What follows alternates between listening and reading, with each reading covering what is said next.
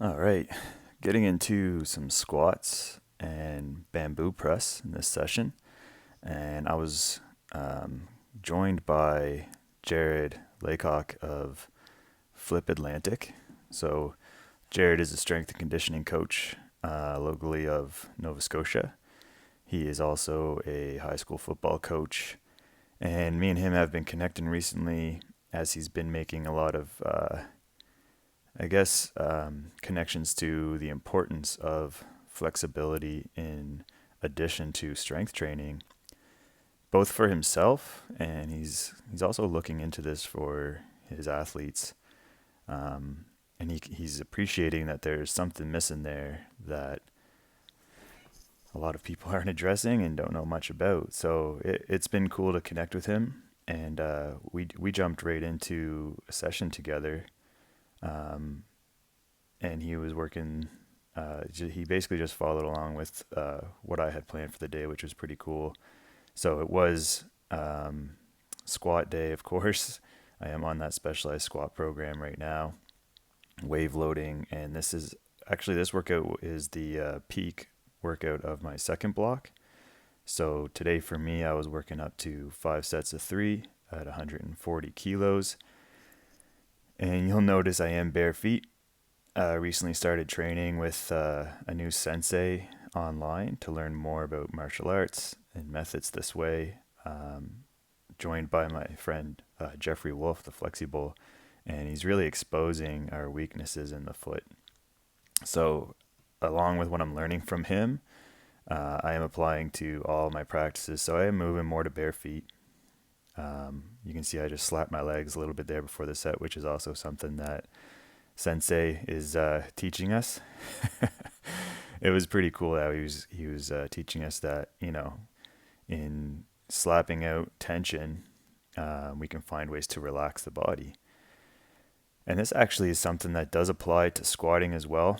So here's Jared squatting.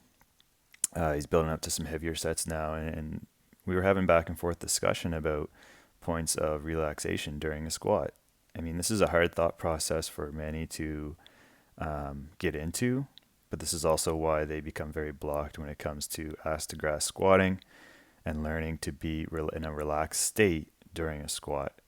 There's moments through the phase of the lift where that's why it's a high skill. You need to be actively keeping tension in your upper back while you're learning to relax the hips, sinking into the squat, and then knowing when to time at the right moment that you're going to drive out of the bottom and apply as much force and strength as possible. So this was resonating with Jared as he was going into his set. So he actually ended up working up quite a bit heavier than he had planned. But you can just tell, like, as the set went on, he was applying this thought process. He was getting very more relaxed and looking way smoother in his squat. And I mean, the bar speed didn't really slow down for him. And I don't think he had planned to go that heavy for the session. But yeah, we moved into some bamboo presses. So um, this is an excellent variation. If you have access to a bamboo bar, like it's pretty fun to play with. Like the bamboo bar itself just like bends and kind of bows as you're moving in and out along with the band tension. But you can also do this on a barbell. But it adds that perturbation aspect where the proprioception of the shoulders and the movement during the press, like you really enforces technique, and it enforces you to think about not just the press but also the lowering aspect. Coach Yuri, if you don't follow him, check him out at Coach Yuri. He's like really big proponent on this, and he's been helping out some members in the Real Movement community to apply this to learn how to rebuild that shoulder strength overhead, especially if you're suffering from some pain in the shoulders. So it's going to really allow you to rebuild form and technique.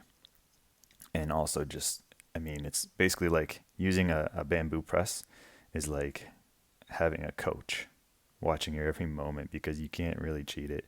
And we had a good laugh, Jarrett and I, about this. Like, we when you come to the bottom position of the bamboo press, normally when you press, you want to go right back up, but the bands and the moving forces you to stop, think about what you're doing, and reinforce that technique.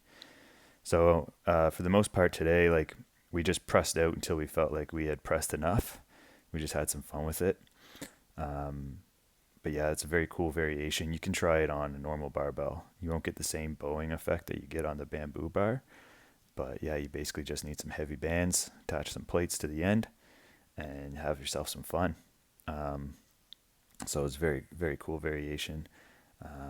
Moved into this, and like that was really the makeup of today's session. My Fridays are very basic. End of the week, when the end of the week comes, if you've trained hard enough, like the last strength workout of the week should not be your hardest workout. I mean, we can say that this was the highest volume in terms of like the squat workout, because just kind of fell on that day. But all other components, like I really just cut the shit. Um, Finish the squat volume, do some pressing to burn out, and then we of course had some more fun with the axle bar. So the Prime Strength Club right now is just like it is very much a strongman gym. They have a lot of various pieces of equipment that you don't find in your traditional gym setting.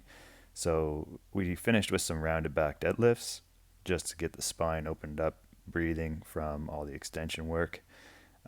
And we did that with the axle bar. So it's fun to play with the different elements like this. The axle bar actually just provides that grip strength element to anything that you use it for, like pulling, any kind of pulling variation. So it is kind of cool to play with it in a spinal flexion um, component, because it very much enforces your grip strength, and it makes you think about what you're doing. So that's like the cool thing for me when I use different bar elements, variations, is that the bamboo bar, the axle bar, it enforces you to think about more about what you're doing, your grip strength, the control of the movement. Super fun session, Jared. Looking forward to linking up with him more. Coaches need each other. Um, we are a tribe, and I encourage you to find coaches in your community or online that are like-minded individuals and looking for growth. That's what Real Movement's all about. Thanks for watching.